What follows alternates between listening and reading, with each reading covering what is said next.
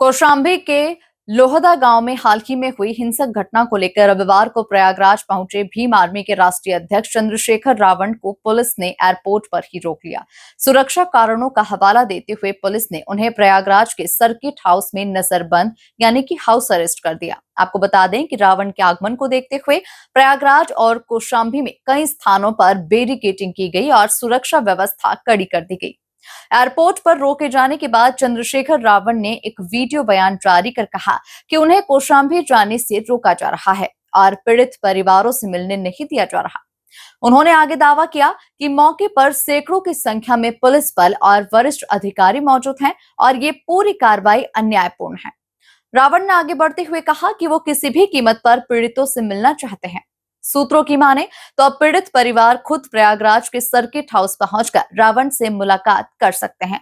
हालांकि प्रशासन की ओर से इस संबंध में कोई भी आधिकारिक जानकारी सामने नहीं आई है।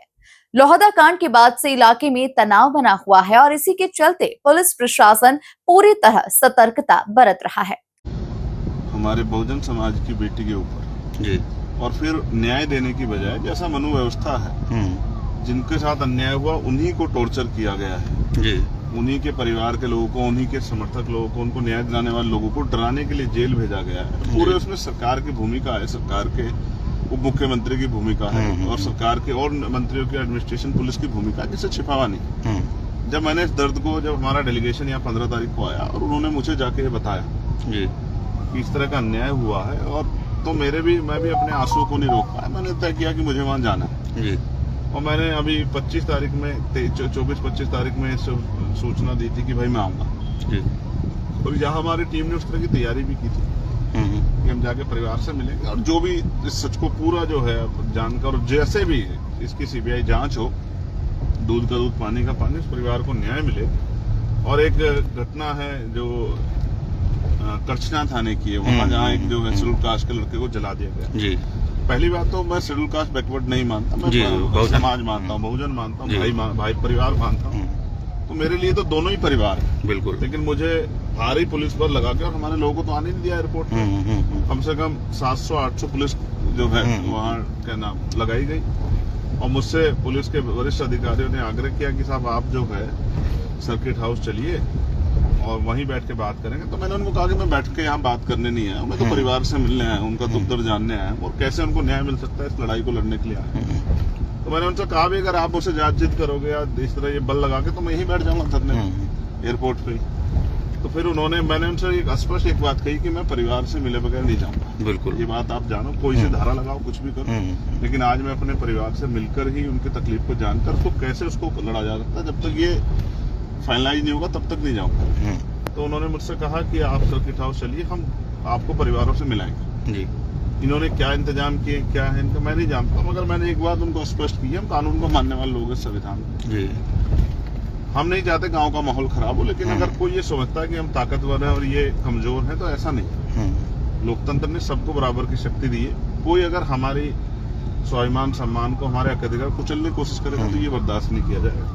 मैंने उनसे कहा कि मुझे परिवार से मिलना है जी, जो वहाँ के लोग आए हैं उनसे मिलना है, उनकी तकलीफ को जानना है, फिर कैसे हम लोग उनको न्याय दिला सकते हैं, इस बात पे हमें और अपने लोगों से चर्चा करनी है।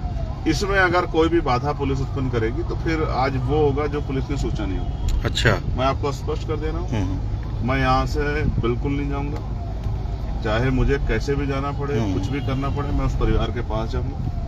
चाहे मुझे अकेले जाना पड़े, चाहे मेरी जान दांव पे लगे, कुछ भी हो, लेकिन मैं जाऊंगा जरूर। चाहे मुझे मोटरसाइकिल से जाना पड़े, मैं आज आपको लाइव में कह रहा हूँ, मुझे कैसे भी जाना पड़े, अभी मैं इनका भरोसा कर रहा हूँ जी।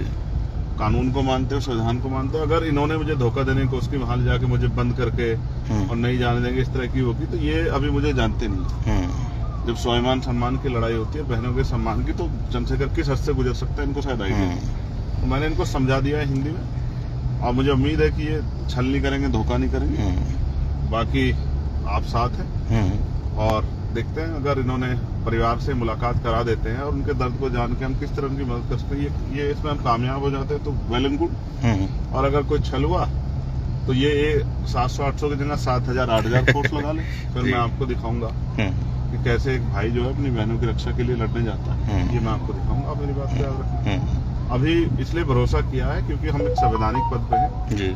और प्रदेश भी हमारा है, कौशाम्बी भी हमारा है, प्रयागराज भी हमारा है, हर एक व्यक्ति हमारा है, ना जाति ना धर्म, किसी के साथ भी जो है कोई इस तरह की सिचुएशन ना बने, कोई माहौल ना खराब हो, ये हमारी जिम्मेदारी है। लेकिन इस माहौल खराब ना होने के नाम पे अपने परिवार को मरने के लिए तो नहीं सोच सकते। बिल्कुल, ये बात तो एडमिनिस्ट्रेशन को, प्रशासन को समझनी पड़ेगी, सरकार को भी। तो सरकार अपनी पूरी ताकत लगा ले। आज एक भाई अपने जो है बहन को न्याय दिलाने के लिए आया है, वो अपनी ड्यूटी को अदा करेगा। और मैं देश भर में जो हमारे बहुजन समाज के लोग रहते हैं उनसे भी ये कहना चाहूंगा कि भाई अब तो आंख खोल लो, अब देखो कि कौन आपकी जो है आपकी न्याय की लड़ाई को मजबूत करने से भी कौन रोक रहा है। सही बात है। अब देखो मैं क्या करता हूँ, वहां जाकर उस परिवार के आंसू तो पोंछने की कोशिश करता हूँ, उनकी आवाज तो बनता हूँ। तो ये इसका भी गला घोटा जा रहा था। आप समझो कि जो लोग आपकी आवाज के आपके जो है उस परिवार की लड़ाई को लड़ना चाहते हैं, उसकी भी इजाजत नहीं मिल रही। तो आप समझिए कि ये कौन सा लोकतंत्र है, कौन सी ये कानून व्यवस्था, ये तो आप समझिए तानाशाही है। ये सरकार में जो लोग बैठे हैं वो डिक्टेटर हैं, उनको लगता है कि कुचल के ही वो आगे बढ़ सकते हैं। और मैं आपको फिर ये कह रहा हूँ, बहुत जल्द ऐसा दिन आएगा कि ऐसा सूर्य निकलेगा कि ये कुचलने वाली प्रथा बंद हो जाएगी